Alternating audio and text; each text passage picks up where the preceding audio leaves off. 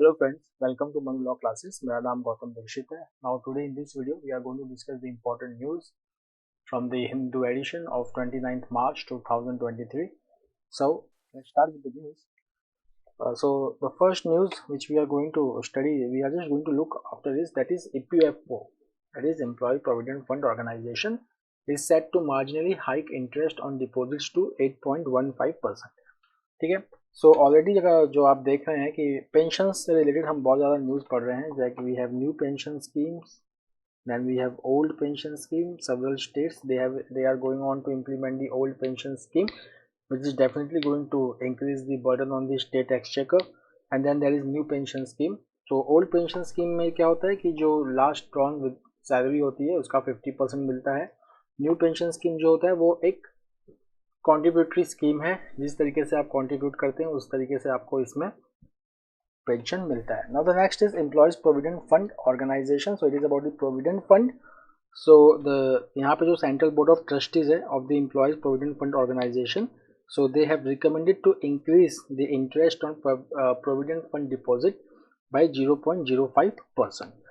ठीक है. तो यहाँ पे अगर आप देखेंगे जो पहले जो रेट चलता था इंटरेस्ट रेट का, वो जो था वो दैट वाज 8.5%.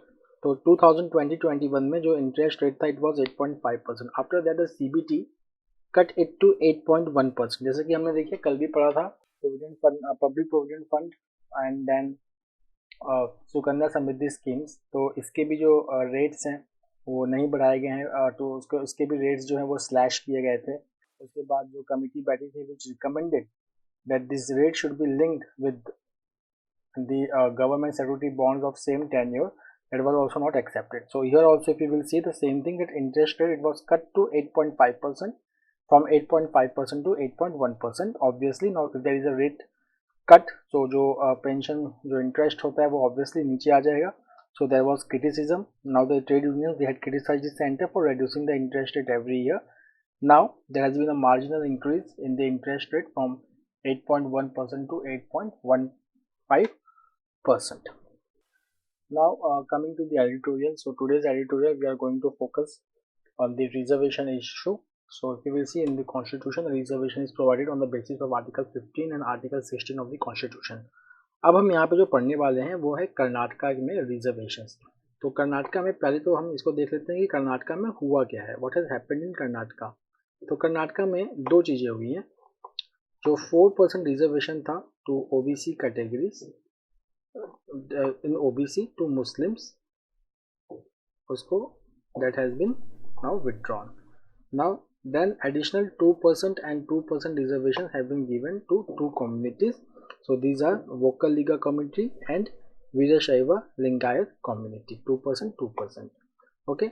तो यहाँ पे तो जो रिजर्वेशन जो नहीं है वो है मुस्लिम्स का in OBC category, and then the additional 2% that has been given to different communities. These are Vocal Liga and Veerashaiva Lingayat committee.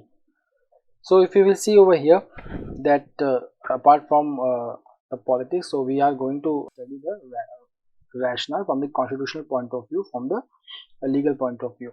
So if you will see over here, the scrapping of reservation for Muslims who were poorer members, then now they have to compete with the general category for 10% economically weaker sections quota. This means कि जिनको पहले से जो कोटा मिल रहा था, now they are not going to get the quota benefit in OBC. Now which section is open for them? That is economically weaker section quota.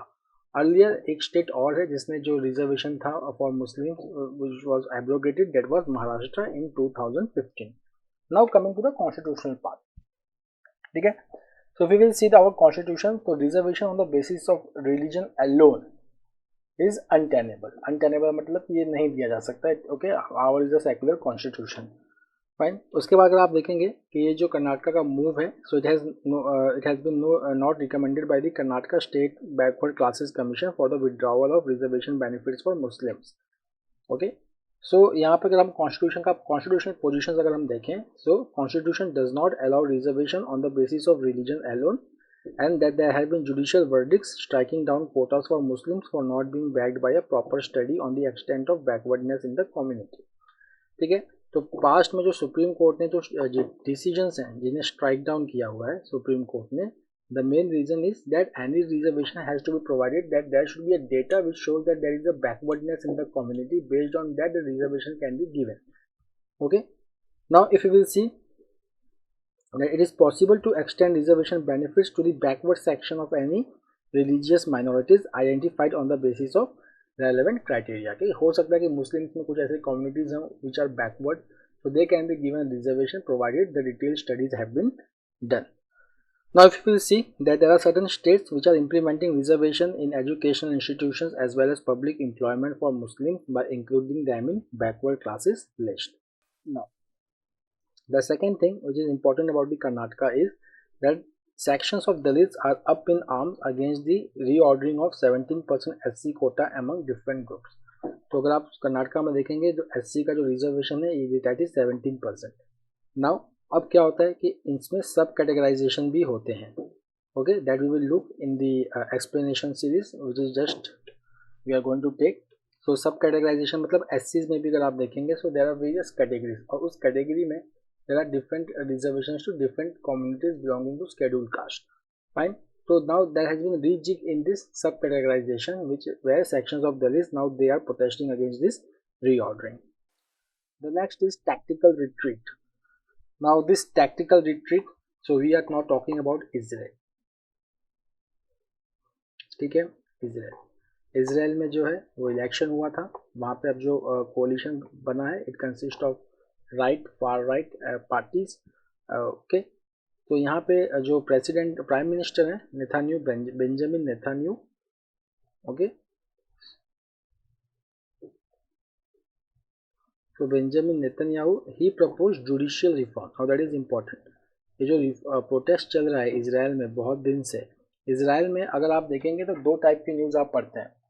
एक तो Palestine से रिलेटेड वेस्ट बैंक का न्यूज़ जिस ओके पैलेस्टीनियन टेरिटरी, वहाँ पे जो है the extension of Jewish settlement is a bone of contention between Israel and Palestine. एक तो वो न्यूज़ आप पढ़ रहे हैं. And then there is violence. Second is the news related to protest against the judicial reform. Now, why there is a protest against the judicial reform? So the thing is that the coalition, which is the ruling coalition in Knesset in Israel, they find that the judicial intervention is an obstacle in making Israel a purely Jewish country. Okay, so the judicial reform has been proposed. Now, in judicial reform में कुछ चीजें ऐसी हैं which goes against the independence of judiciary. Now that is that the parliament will have control on the appointment of judges. Second, that parliament will also have control to veto the decisions taken by the Supreme Court. Fine. So these are the important amendments in judicial reform proposed in Israel, against which the protest has started taking place. Now यहाँ पे starting में क्या हुआ कि जो mister Benjamin Netanyahu हैं, he had a comfortable majority in parliament and he went ahead with the move, but the protest was mounting. Many of his cabinet ministers warned him against this. Now coming to the next part of the news, that what is now this is tactical review or tactical retreat. Tactical retreat का मतलब कि because of the public protest now the government has taken this bill back. Now they have said that now they will again get the consensus in the parliament before passing this bill. So he has promised to return the bills to the Knesset. Knesset का मतलब Parliament of Israel, it is called as Knesset, after a month through consensus. Now the next is about lawfare. Lawfare.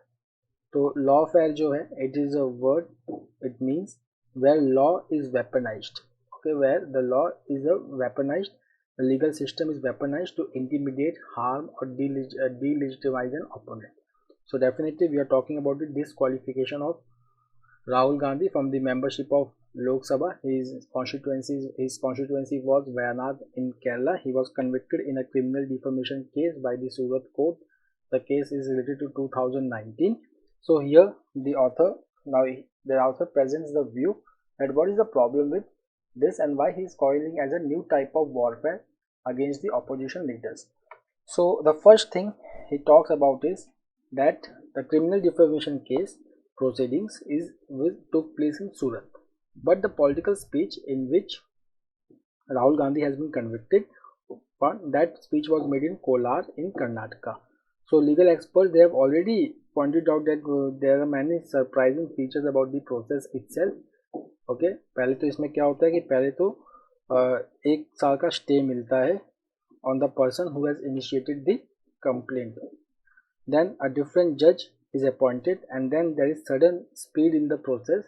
Quick decision is made over last 1 month. The second is quantum of decision. Quantum of decision, तो जो criminal defamation case है उसमें जो maximum imprisonment होता है वो 2 years का होता है मैक्सिमम, बट ऐसा कोई गाइडलाइन नहीं होता है कि 2 इयर्स का सबको ही दिया जाए। तो maximum up to 2 years of imprisonment का मतलब कि वो उससे कम का भी हो सकता है, but in this case Rahul Gandhi has been awarded the maximum term for of imprisonment, that is 2 years. अब देखिए ये जो 2 इयर्स का जो बात है, now why 2 years is linked with disqualification, now because there is section 8(3) of Representations of People Act 1951 which says that if a person is convicted, okay, in a case where the imprisonment is not less than 2 years, then he or she is disqualified for becoming the member of the legislature, okay, till the 6 years after his or her release।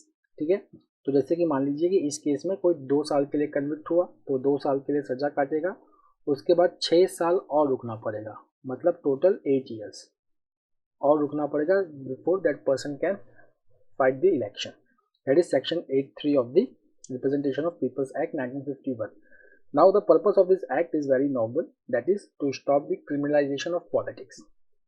After that if you will see over here, तो यहाँ पे बात यह है कि that the 2 years maximum imprisonment in criminal defamation case and disqualification of Rahul Gandhi from membership of parliament, so they have quite close connection. Second, यहाँ पे जो है that the Representation of the People Act, the relevant law stipulates that if a person is convicted of any offence and sentenced for a period of not less than 2 years, he shall stand disqualified from the legislature for the period of his sentence and for a further period of 6 years after his release.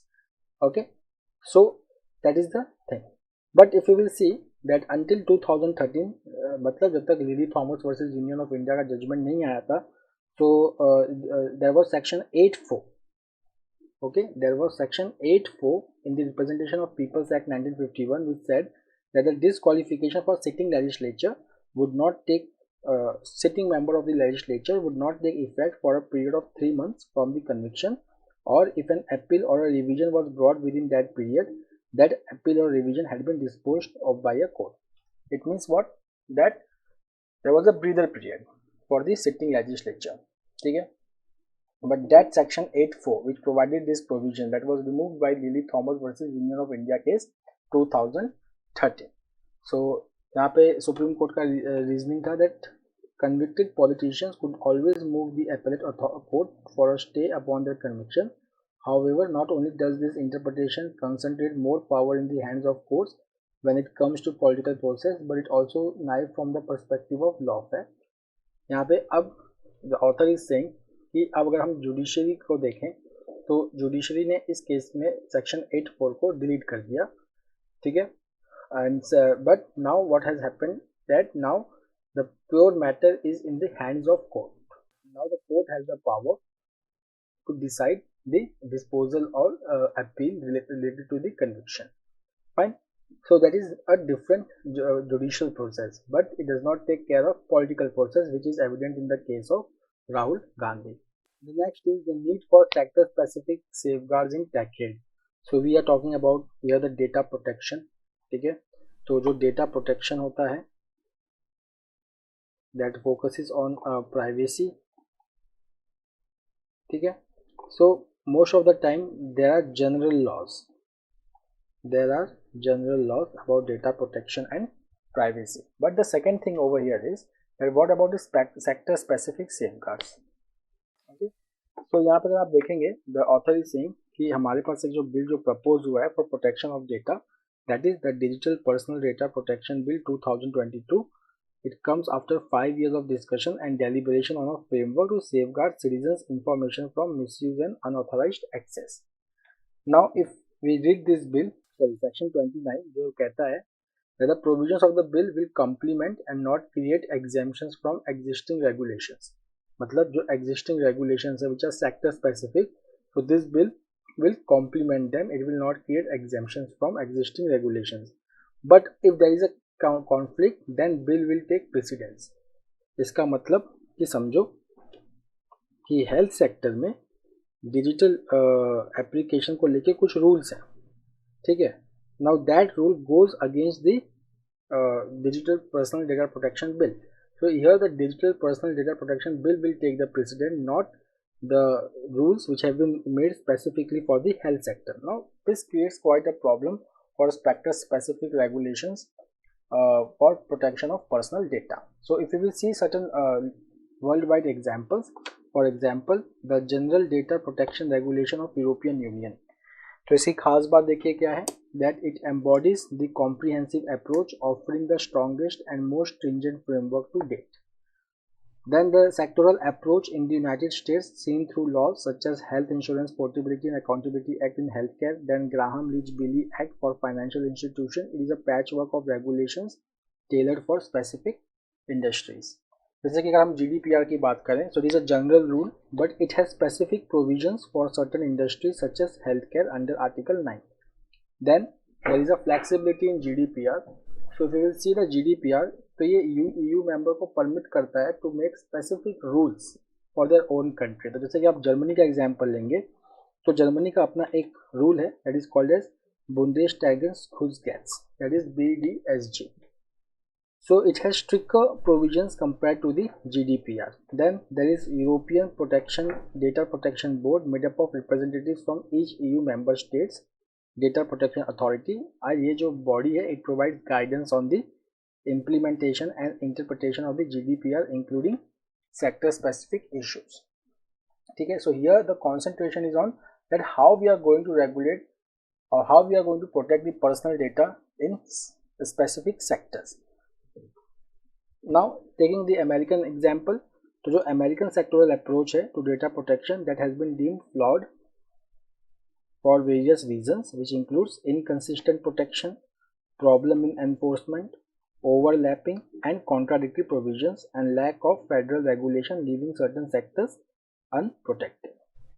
Now coming to the Indian version, the current draft of the bill, while a major step toward ensuring the protection of citizens' personal data, it needs greater clarity and specificity regarding the interaction with sectoral regulations. We need to draw from our experience to find the right balance. Now coming to certain examples like see. There are sectoral regulations regarding data protection such as Reserve Bank of India's Directive on Storage of Payment Data and National Health Authority's Health Data Management Policy. So ये जो दोनों regulations है, one related to finance, second related to health. These are outcome of extensive industry consultations and expert input. अब अगर हम यहाँ पे digital personal data protection bill को precedence देते हैं, so it neglects the requirement of specific sectors for protecting the data. So यहाँ पे what is the way out? So in the last paragraph there is a solution which has been proposed by the author. So it is that the DPDB bill must serve as the minimum layer of protection with sectoral regulators having the ability to build on this protection. मतलब ये जो bill है it should provide a basic framework, ठीक है, it should provide a basic framework और basic framework के basis पे फिर जो sectors के जो अपने अपने rules हैं वो इसके ऊपर जो है वो build कर सकते हैं. Now coming to the reservation again, so we have already done this reservation. So now let's take some additional information from here. So there are two communities which have got additional 2% reservation, the Vokkaligas in category of 2C and Veerashaiva Lingayat in category of 2D. अब यहाँ पर अगर आप देखेंगे जो Vokkaligas का reservation है वो 6% है और जो वीरशैवा का रिजर्वेशन है वो 7% है. Earlier ये जो two communities थे they were getting reservation under 3A and 3B respectively, which has been now scrapped. The second is जो 17% रिजर्वेशन है to schedule caste in Karnataka, now it has been slide up. कैसे देखो 6% to SC left, 5.5% to SC right, 4.5% to SC touchable and 1% to SC others. Then if you will see the recommendation of AJ Sadashiva Commission report of 2012, the reservation to scheduled caste, it was pegged at 15%, but the government has provided the reservation quota up to 17%. Now coming to the reservations for Muslims, so they were given 4% reservation under category 2B on grounds of being socially and educationally backward since 1995. Now since they have lost the reservation benefit under category 2B, so now they can claim reservation under 10% quota for AWS. उसके बाद अगर आप देखेंगे that the Christians, Jains, Sikh, Buddhist and converted Christians continue to remain in the backward classes category. ठीक है, तो इसमें से मुस्लिम्स को निकाला गया है, बाकी रिलीजन को इस बैकवर्ड कैटेगरी में रखा गया है. उसके बाद the nomadic Muslims in category 1 they will continue to remain in the list. The next is UPI payment of over ₹2,000 may attract up to 1.1% fee. Now this is also a very significant information. So the National Payment Corporation of India has notified that an interchange fee of up to 1.1% will be applicable to merchant UPI transactions done using prepaid payment instruments, wallets or cards. So it will be effective from April 1. तो जो charge होगा it will be levied on UPI payments of over ₹2,000 made to merchants. Then there are certain merchant categories. There will be a lower interchange fee starting from 0.5%. Okay.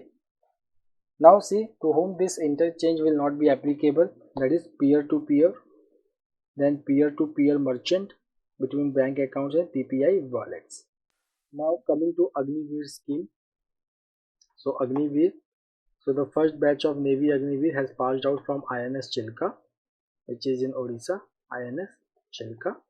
So यहाँ पे जो there were 2,585 men and women graduate from the portals of Indian Naval Ship Chilka situated at Khurda under Southern Naval Command. Then for the first time the Navy gave the General Bipin Rawat Rolling Trophy for a women Agniveer training, standing first in overall order of merit. So यहाँ पे देखेंगे that was awarded to Agniveer Kushi. About the Navy Agniveer. As part of the transformation to sea warriors, the Agniveers went 16 weeks of rigorous training at INS Chilka, the premier serious training establishment of the Indian Navy. Now if you will see about the Agniveer scheme, so on June 14, 2022, Defense Minister Rajnath Singh had announced the Agnipath scheme as approved by Union Cabinet for recruitment of youth in the armed forces for 4 years. Then the process aimed to take in about 46,000 young men and women in the defense force in next 1 year. Okay. Now the next is Congress plans motion against Speaker for bias. So Congress party is planning a no confidence motion against Speaker. So whenever the Parliament thinks to bring a no confidence motion against the Speaker, so the no confidence motion against the Speaker, fine, so it requires at least 50 support of 50 MPs and a 14-day notice. Fine. The next is prices of essential medicines set to seek a hike from April 1. So painkillers, anti-infection drugs, cardiac drugs, antibiotics to get dearer means to get more. Dearer का मतलब होता है कि जब price बढ़ जाए. ठीक. So the surge is brought on by a sharp rise in wholesale price index. Pharma body sites annual change of 12.12% in WPI in 2022. So if you will see the prices of 384 essential drugs are going to increase and about 1000 formulations by 11% due to sharp rise in wholesale price index. Then see annual hikes in the prices of drugs listed in the national list of essential medicine are based on WPI. This is very important. So hike in medicine price is not based on CPI but it is based on wholesale price index. So wholesale price index, it is the index of inflation, okay, at wholesale price level and it includes goods and not services. So अब देखिए that from where we are getting this 11%. So if you will see the annual change in WPI was 12.12% for the calendar year 2022. Okay, so the price rise will be almost by 11%. The next is Australian technology may help generate power from defunct gold mines in KGF. KGF का मतलब Kolar Gold Field. It is in Karnataka. ठीक है. Now यहाँ पे एक technology है जिसको कहते हैं ग्रीन ग्रेविटी. ग्रीन ग्रेविटी ये एक ऑस्ट्रेलियन कंपनी का टेक्नोलॉजी है. इसमें क्या होता है कि mechanical energy is used for conservation, for conserving the energy. ठीक है. So if you will see the idea, so the idea is like that if you lift something up, okay, fine. So what is happening over here, you are releasing it, you are increasing its potential energy, and when this thing is released down, okay, so it converts into kinetic energy. While it touches zero, after that the energy is released, and this energy which is released is then used to supply electricity to consumers. So this mechanical energy is used for the conservation of energy, okay, from renewable sources. For example, if we are using the renewable sources from sun, wind, etc., so we can store this energy using this green gravity technology, which is based on the mechanical concept. The next is India to estimate TB burden using own system. So India has become the first country in the world to eliminate the tuberculosis burden in country and launch its own mathematical system to estimate the disease burden. So if you will see, the health ministry has noted that as per this data, the global TB reduction number stands at 11%, while the reduction in TB case in India is 18%. Now, this model, it will be based on natural history of disease, individual status of infection, disease, healthcare seeking, missed or correct diagnosis, treatment coverage, and outcomes including cure and death. So the ministry has said that India's TB incidence rate stands at 196 per 1 lakh population instead of 2010 estimated by WHO. The next, Scottish House confirms Yusuf as First Minister. So we have done this news yesterday also. Again, we are saying reading this news that Humza Yusuf, okay, he has been elected as the new First Minister, okay, and he is going to succeed Nicola Sturgeon. Now they both belong to Scottish National Party. Now the leader of the Scottish National Party is Humza Yusuf. Now if you will see that he is going to be the youngest First Minister since devolution reforms created the Scottish Parliament in 1999. So this devolution, if you will see, तो ये devolution के अंदर क्या है? So there are parliament for various regions in United Kingdom. For example, Scotland, Wales, northern Ireland, ठीक है, इनके अपने असेंबलीज या पार्लियामेंट है और अपने एग्जीक्यूटिव है, and some of the power have been given to them. Then the next is Myanmar dissolves Suu Kyi's NLD party. So Myanmar Janata Stacked Election Commission has announced that Aung San Suu Kyi's National League for Democracy party would be dissolved for failing to re-register under a tough new military drafted electoral law. The next is India urges G20 meet to find ways to reducing widening trade finance gap. So if you will see, the first trade and investment working group meeting under India's G20 presidency. Now here they are emphasizing in trade finance corporation. So if you will see, in India there are two agencies which are involved in financing the trade. One is Export Credit Guarantee Corporation of India and Export Import Bank of India. So Asian Development Bank, it is saying that the trade financing gap is increasing over a year. It was $1.5 trillion in 2018 and now it has increased to $2 trillion. Fine. The next challenges they are discussing is that role of the banks, financial institutions, development finance institutions and export credit guarantee agencies to identify gaps and address challenges in trade finance and uncertain global trade landscape. So friends, that's all for today. We will meet tomorrow again with a daily Hindu analysis. Till then, have a nice time. Take care. Thank you.